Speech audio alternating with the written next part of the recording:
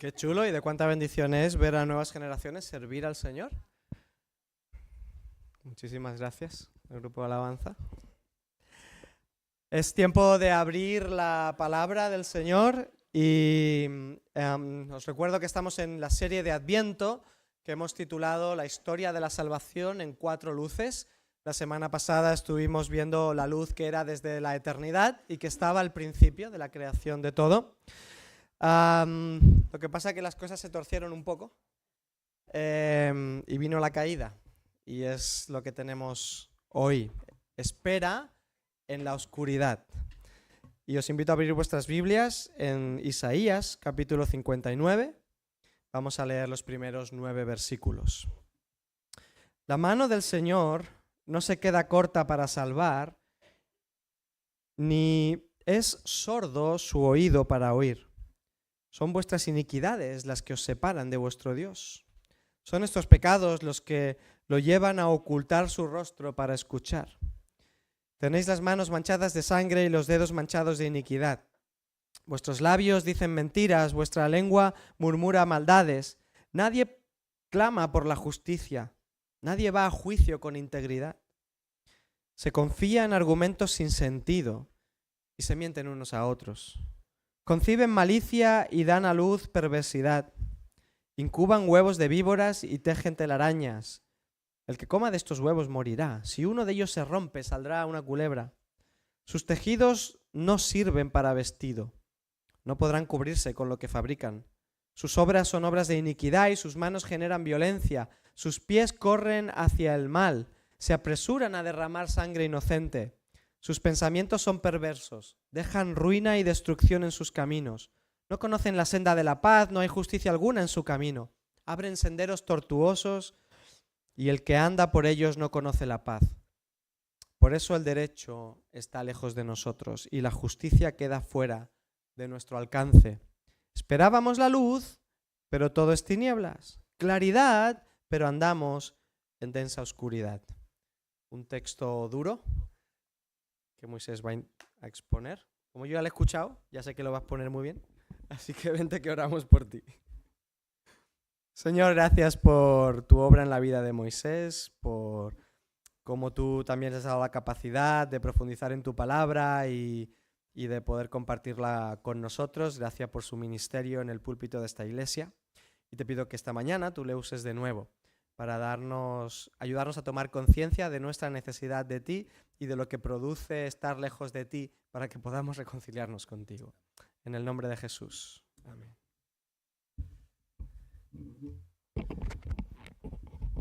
¿Qué os dice esta diapositiva? ¿De qué habla la primera fotografía, la de arriba? ¿Os suena? ¿De qué os suena? El muro de Berlín. ¿Y la segunda, la de abajo, os suena? No es un muro, pero sí que es una zona, digamos, desmilitarizada, que sigue estando vigente hoy, después de la Segunda Guerra Mundial, y que está dividiendo 2 países. Efectivamente, esta es la frontera entre Corea del Sur y Corea del Norte. Estos muros han separado y están separando familias y sociedades por razones políticas y militares. Pero también existen otros muros invisibles que separan las personas de Dios y las hacen caminar en la oscuridad. Y de esto habla Isaías 59, el texto que nos ha tocado.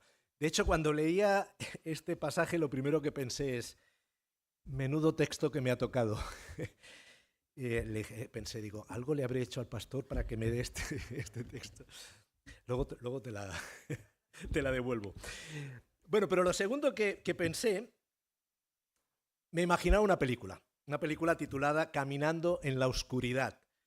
Y realmente no es una comedia ni una película romántica, sino yo diría que es un thriller dramático, un thriller de terror, ¿no? Una película de aquellas que te dejan pensando, ¿no? Después. Es una película donde vemos que reina el caos en la nación, la sociedad está completamente rota, la justicia parece desaparecer, la violencia se normaliza y la gente vive como ciega, tropezando en su propia oscuridad. Fijaros que el domingo pasado, cuando hablaba Marcos, hablaba de esa luz del principio, pues no pasaron tampoco tanto tiempo para que el pueblo hiciera algo, porque la luz seguía brillando, pero no les llegaba al pueblo. Algo había en el pueblo que solamente veían oscuridad, ¿no? El pueblo piensa que está ausente, que Dios está ausente, pero en realidad es su propio el pecado el que ha oscurecido la historia. De hecho, Isaías, aparte de llamarle pecado, también le llama iniquidad, que es una maldad profunda que mezcla injusticia, perversidad y desprecio por la ley de Dios. La Biblia muestra que esta iniquidad no se queda solo en un acto puntual, sino que se transmite generación a generación, se profundiza y termina marcando el corazón. Su origen está en la rebelión contra Dios. Y el maestro de la rebelión contra Dios es Satanás. Y ya Ezequiel le decía que estaba lleno de iniquidad y pecaste. Es decir, que hay un buen maestro para la iniquidad. Israel llevaba años dándole la espalda a Dios y a su ley. Y ahora vivía en oscuridad. Y Dios en esta mañana nos invita a entrar en esta historia, en esta película, mirarla, entenderla y preguntarnos, ¿y si yo también formo parte de esta trama? ¿Y si las cosas no han cambiado tanto en la sociedad actual? Bueno, vamos a ver el elenco de personajes que hemos dicho que solamente hay dos. El protagonista es el pueblo en oscuridad. Y vamos a ver las 4 tramas o los 4 actos que hay en este capítulo, en esta película. El primero le llamo el muro invisible, una nación separada de Dios. Posiblemente a Isaías le tocó profetizar en uno de los momentos más oscuros de Israel. Después de la salida de Egipto, de toda la época de los jueces y ya estando en la época de los reyes, en este caso la nación se había dividido en el país del norte, en la nación del norte, Israel, y en la del sur, que era Judá, ¿no? Había crisis política, social, económica, ética y espiritual, es decir, un pack completo. Era un momento realmente muy oscuro. Pero lo más grave es que no podían o no querían ver cuál era el verdadero problema. Isaías comienza aclarando algo importante. El problema no está en Dios. Y dice, la mano del Señor no se queda corta para salvar, ni es sordo su oído para oír. Son vuestras iniquidades las que os separan de vuestro Dios. Son estos pecados los que lo llevan a ocultar su rostro para no escuchar. El problema es que las iniquidades del pueblo han levantado un muro entre ellos y Dios. No es que Dios se haya alejado sin motivo, son los pecados los que han creado esta separación. Israel en teoría era un país religioso, es decir, oraban, ayunaban, se reunían, pero su corazón realmente estaba lejos. Isaías lo resume muy bien en el capítulo 29, cuando dice, este pueblo se acerca a mí con la boca y me honra con los labios, pero su corazón está lejos de mí. Podríamos decir que oraban, pero sin ganas de obedecer, pedían ayuda a Dios, pero no querían cambiar, se quejaban del mal, pero seguían practicándolo, querían bendición, pero sin arrepentimiento, y querían cercanía, pero sin santidad, ¿no? Y lo más triste es que culpaban a Dios, ¿no?, por un silencio que ellos mismos habían provocado. Veían injusticia, veían engaño, corrupción por todos lados y concluían, Dios no hace nada. Pero Isaías, como un director de cine, detiene la escena, enfoca el rostro del pueblo y les dice, en esencia, la oscuridad que ves no viene de Dios, viene del pecado que habéis dejado crecer. Para que lo entendieran y para que lo entendamos hoy, Isaías menciona evidencias públicas o institucionales de esta separación.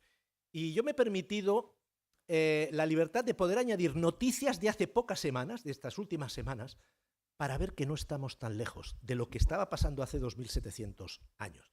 Lo primero que vemos, nos sonará, ¿no? Corrupción en la justicia. Dice que no juzgas con honestidad. En el capítulo 5 Isaías además lo enfatiza. Los que absuelven al culpable por soborno y al justo le quitan su derecho. se absuelve al culpable y se niega el derecho al inocente, ¿no? Bueno, yo creo que hay algunos ejemplos en la justicia española que podríamos hablar, pero bueno, voy a intentar hablar solo de un caso en India que nos queda un poquito más lejos. Esto hace muy pocas semanas que salió en la prensa. El jefe de justicia, Gabay, advirtió sobre el daño que la corrupción dentro del sistema judicial puede causar a la confianza pública. Esto surge tras el escándalo de que se encontró una gran cantidad de dinero en la residencia oficial de un juez, ¿no? Bueno, no estamos tan lejos.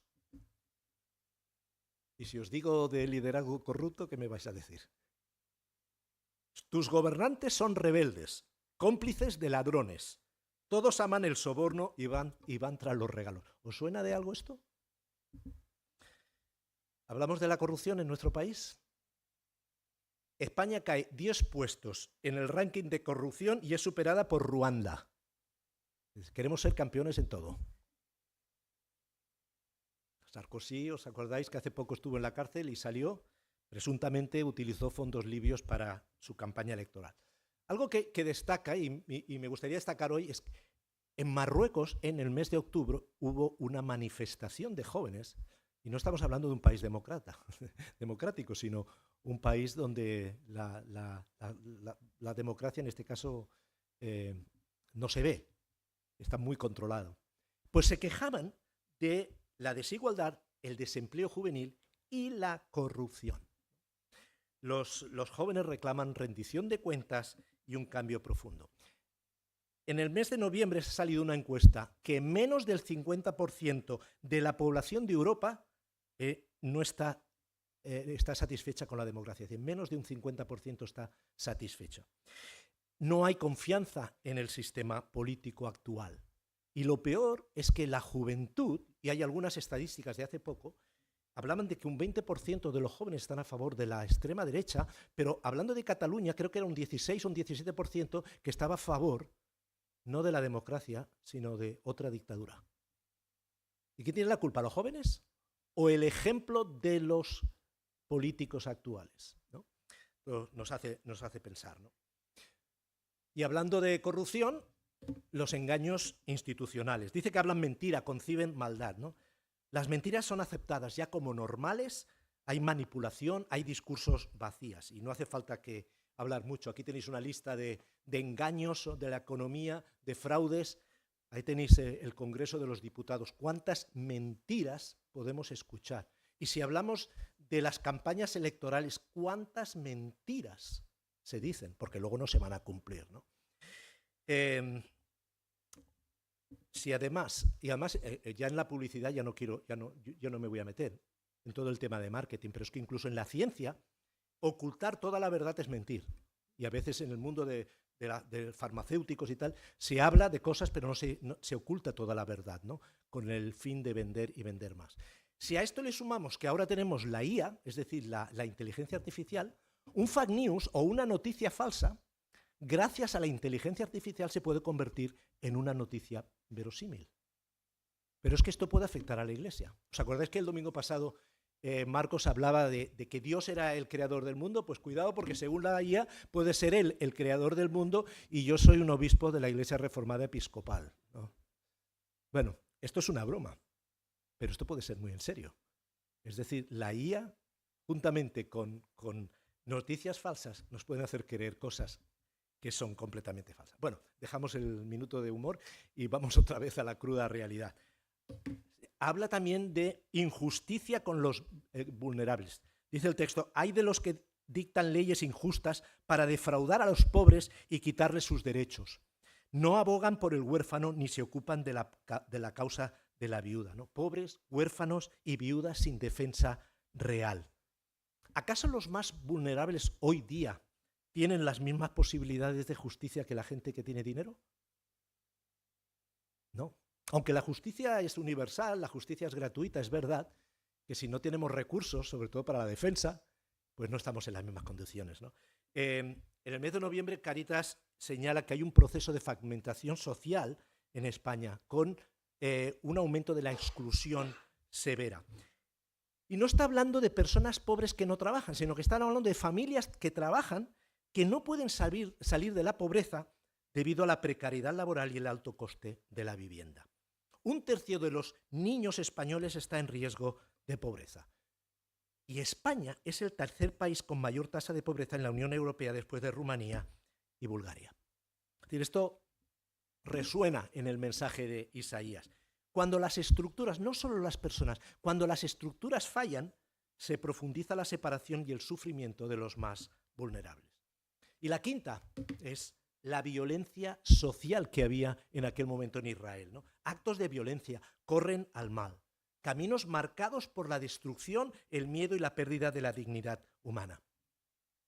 Noticia de agosto, entre enero y agosto, más de 7.000 cristianos han sido asesinados en Nigeria.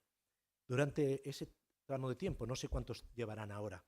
Y son ataques de grupos como Boko Haram, como las milicias Fulani y otros, ¿no? La matanza de civiles, los ataques a aldeas, la destrucción de hogares, iglesias o mezquitas, el desplazamiento forzado, todo esto es similar a la violencia que denuncia Isaías, ¿no? Todo esto suena muy actual, no hace falta mucho esforzarse para reconocer que Isaías 59 describe también nuestro mundo. Pero lo más grave no es solo lo que pasaba afuera, es decir, las evidencias institucionales, sino lo que estaba ocurriendo en el interior del pueblo. Y eso nos lleva al segundo acto. La incubadora de veneno, lo pequeño y privado que crece hasta destruir la sociedad. Isaías usa una imagen muy fuerte. Incuban huevos de víbora y tejen telarañas. El que coma de estos huevos morirá. Si uno de ellos se rompe, saldrá una culebra. Tenía que ser la situación muy dura para que Isaías utilizara este tipo de metáfora, ¿no? Para hacer entender al pueblo en qué situación estaba. Los huevos posiblemente representan las acciones pecaminosas que se esconden, se incuban, es decir, se calientan y se dejan crecer en secreto. Las telarañas representan redes de engaños que atrapan y destruyen. El mensaje es claro.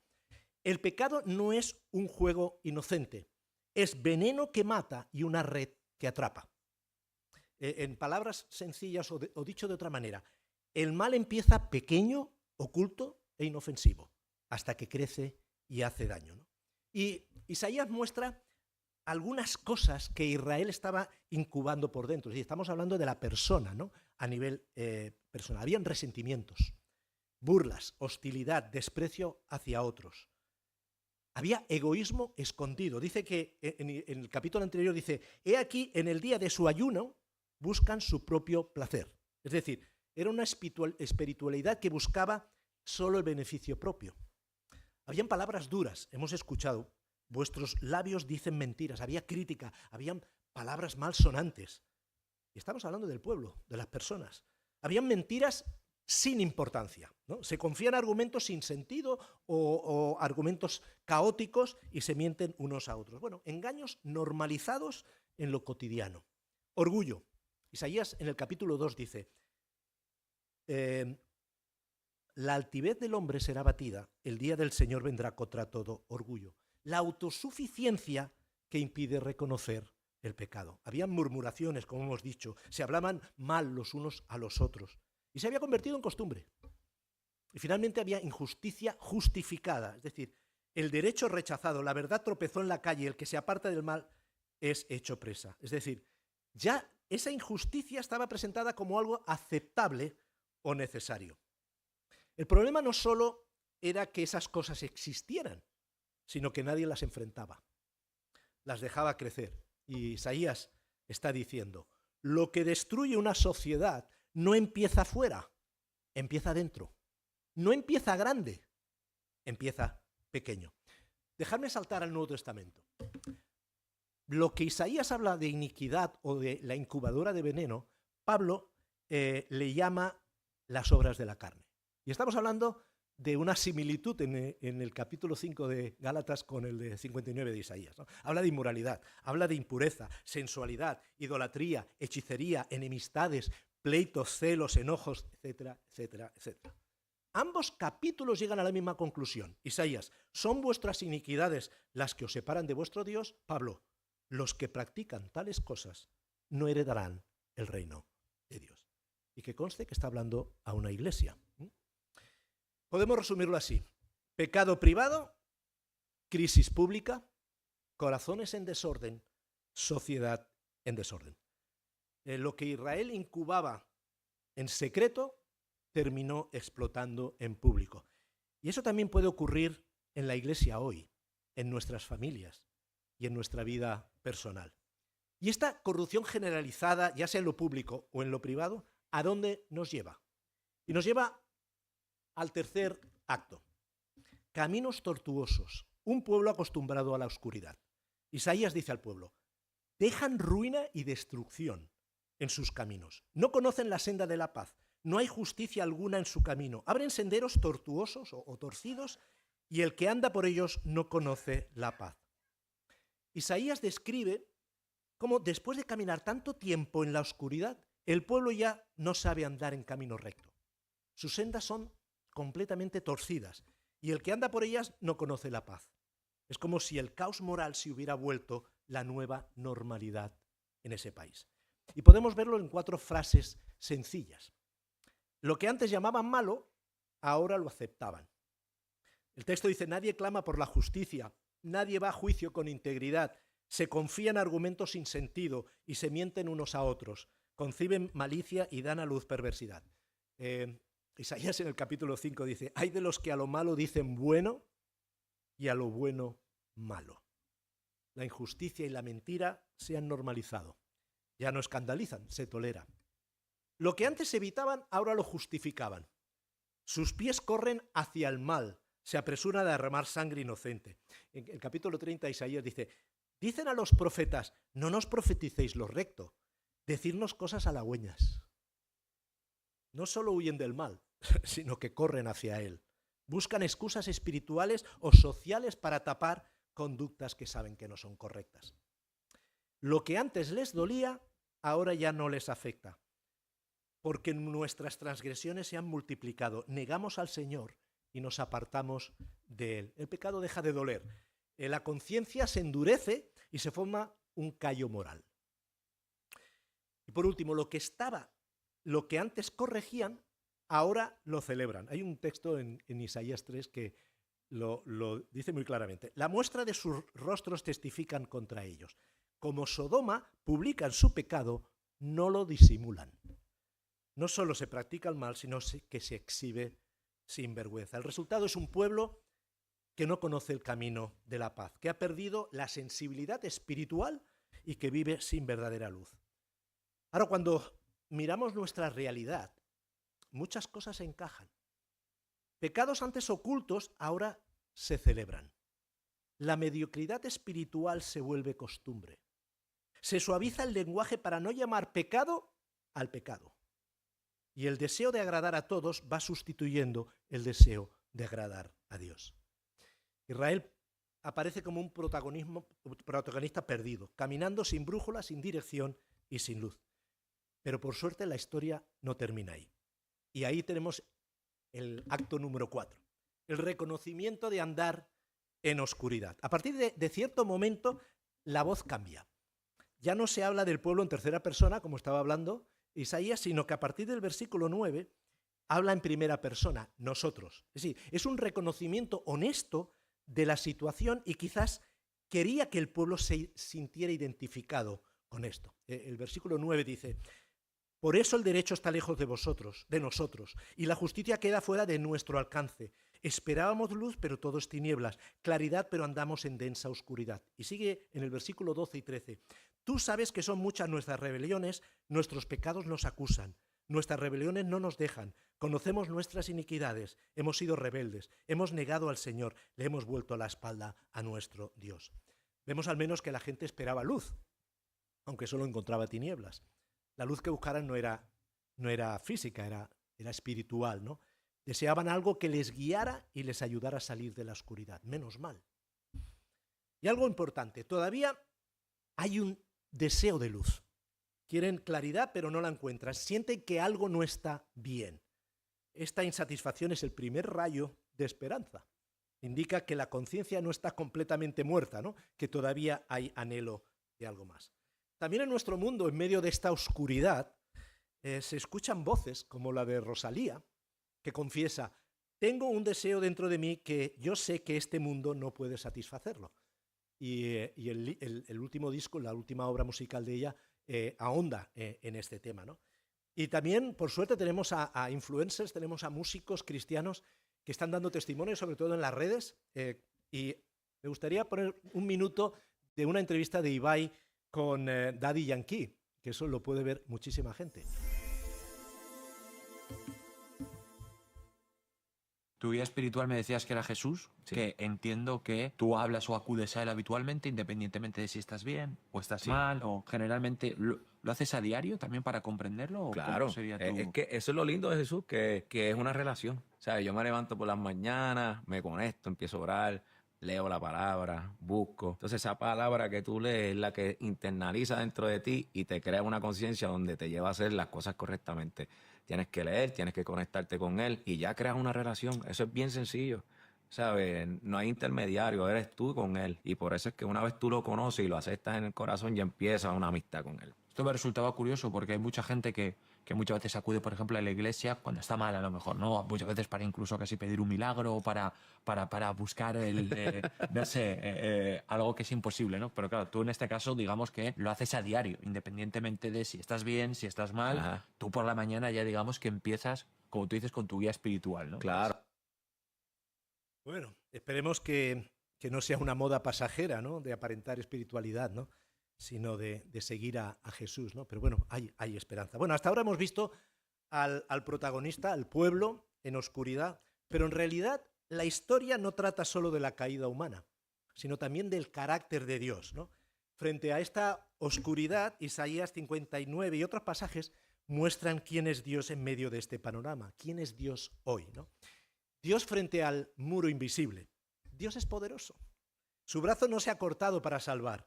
No ha perdido fuerza ni capacidad. Hemos cantado, el que rompe el poder del pecado, su amor es fuerte y poderoso. Dios es cercano. Su oído no se ha cerrado. No está distraído ni desinteresado. Aunque, como dice el texto, esconde el rostro para no escuchar cuando hay maldad en el corazón.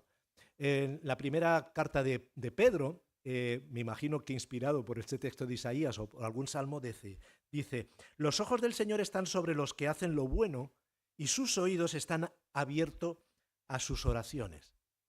Pero el Señor aparta su rostro de los que hacen lo malo. Dios es constante, no ha roto su pacto ni ha dejado de amar.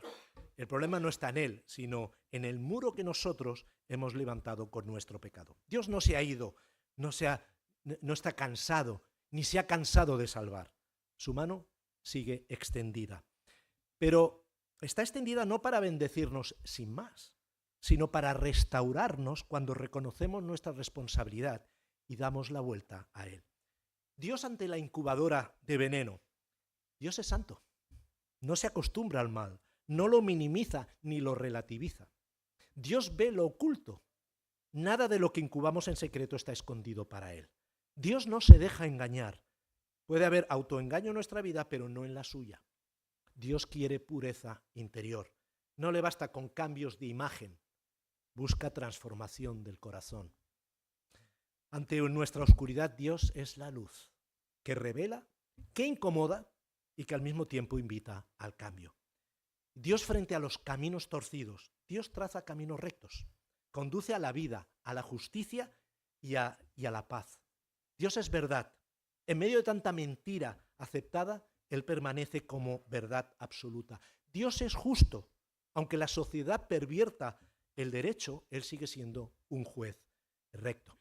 Y Dios da paz, shalom. No solo ausencia de conflicto, sino plenitud, reconciliación y armonía, ¿no? Mientras nosotros tropezamos, los caminos de Dios siguen siendo claros y seguros. Él no ha cambiado. Aunque vivamos en oscuridad, sigue viendo luz. Y muchas veces cuando casi siempre estoy volando, en días de lluvias, en días de nubes, uno no recuerda que está el sol hasta que pasan las nubes y hay un sol grandioso, ¿no? Dios sigue brillando. Otra cosa son las nubes que nosotros hemos creado, ¿no? Bueno, llegamos al final de la película, al epílogo. ¿Qué aplicaciones podemos llevarnos de algo que pasó hace 2700 años y que sigue pasando en la actualidad? Vamos a llegar a la Navidad, es un buen tiempo, tiempo de Adviento, tiempo de reflexión, no solamente de todo el año, sino también de nuestra vida y de lo que queremos hacer el año que viene. Y es un buen momento para preguntarnos si nuestros caminos están en la luz o están en la oscuridad. Si no conoces al Señor, la única luz es el Señor. Y lo primero es reconocer que estamos en oscuridad. Ese es el primer paso para la restauración. Pero me gustaría hacer algunas preguntas, incómodas, pero necesarias. El muro invisible, ¿de quién es la culpa? ¿Qué actitudes están levantando barreras entre Dios y nosotros?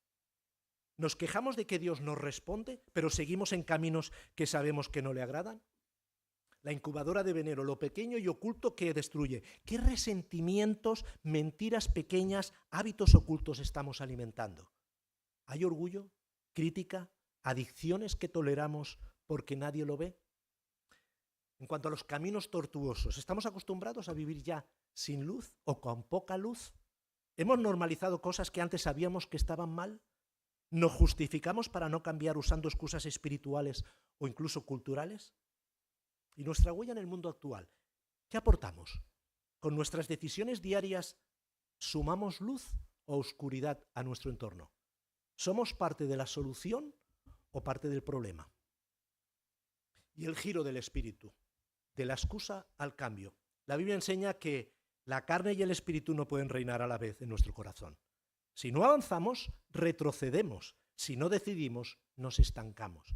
¿Qué paso concreto vamos a dar esta semana para caminar en la luz? ¿Confesar un pecado, pedir perdón, buscar ayuda, cortar con algo que nos aleja de Dios? Bueno, Isaías 59 es un diagnóstico duro, pero no termina en desesperación.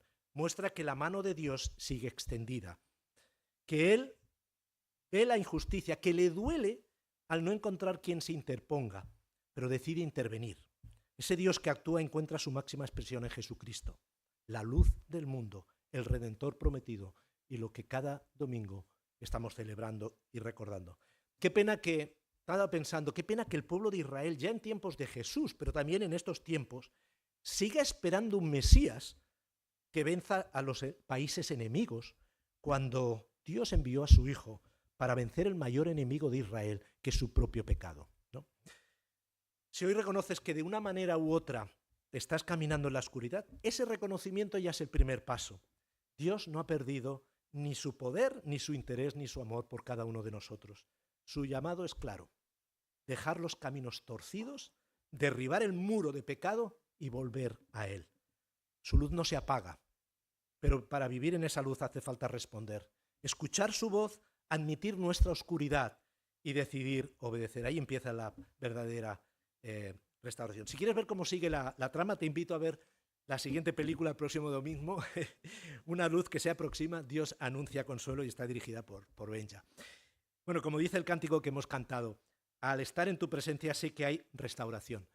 Busquemos su presencia para que Dios vaya obrando en aquellas áreas de nuestra vida que deben de ser transformadas para parecernos más y más a Jesús. Y os dejo una frase de otra película, sobre todo para los frikis de la Guerra de las Galaxias, cuando Luke Skywalker dijo: nunca entraré en el lado oscuro, y el motivo es porque era un Jedi. En nuestro caso podemos decir: nunca volveré a entrar en el lado oscuro porque soy hijo de Dios. Que el Señor nos bendiga.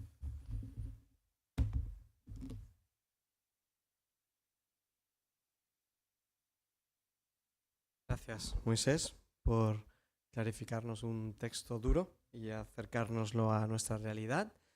Vamos a orar y terminamos el culto. Señor, ayúdanos a tomar conciencia de lo que está roto y deteriorado en nuestra vida, producto de haberte sacado a ti y de no contar contigo.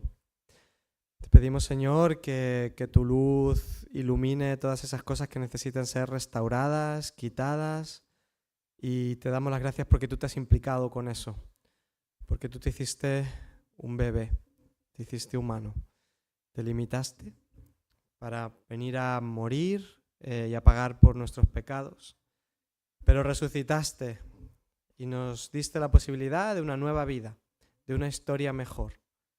Así que te pido, Señor, que nos ayudes a tomar conciencia de esta realidad y nos permita buscarte con más intensidad. Y te damos las gracias porque tú, una vez que nos reconciliamos contigo, haces un proceso de restauración y de santificación en nuestra vida. Y te pido, Señor, que ese fruto que en nosotros se produce también tenga un impacto en nuestro entorno, en nuestra sociedad, como decía Moisés, que aportamos a nuestros contextos. Acompáñanos el resto de la semana y ayúdanos, Señor, también danos oportunidades de compartir estas buenas noticias con aquellos que aún no te conocen. En el nombre de Jesús. Amén. Que tengáis una buena semana. Que el